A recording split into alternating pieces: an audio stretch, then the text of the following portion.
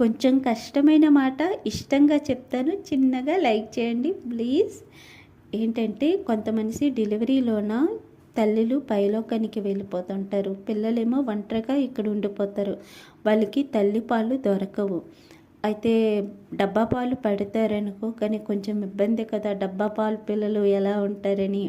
అయితే కొంతమంది తల్లులకేమో పాలు చాలా ఎక్కువగా ఉంటాయి, వాళ్ళేమో పాలు తీసేసి పిల్లలు పొట్ట ఇంతరా ఉంటుంది, వాళ్ళు ఎంత తాగుతారు, కొంచెంగానే తాగుతారు, మిగతా పాలు తల్లికి ఉండిపోతాయి, అవి తీసి పచ్చని చెట్టు మీద వేసేస్తారు.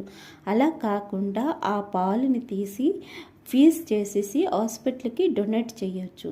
చేస్తంట తల్లి లేని పిల్లలు ఎంతమంది ఉన్నారో వాళ్ళకి పాలు పట్టగలుగుతారు. ఒక తల్లి కడుపు నింపుతుంది కదా, అయితే అలా కూడా చేయొచ్చు.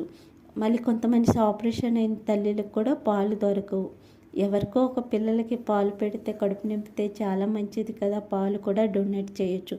ఎంత మంచి విషయం నాకు ఇప్పుడు తెలిసింది.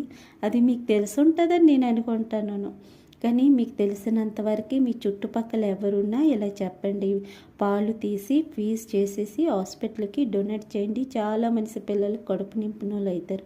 అది కూడా పుణ్యమే అండి. పుణ్యం అంటే పిల్లల కడుపు నింపడం అంటే చిన్న విషయం కాదు కదా, చాలా మంచి విషయం ఇది. ఎంత మనిషికి చెప్పాలనుకుంటే చెప్పండి, చాలా మనిషికి చెప్తే ఇది చాలా మనిషికి పనికొస్తుందని నా చిన్న ఆలోచన. Thank you for watching.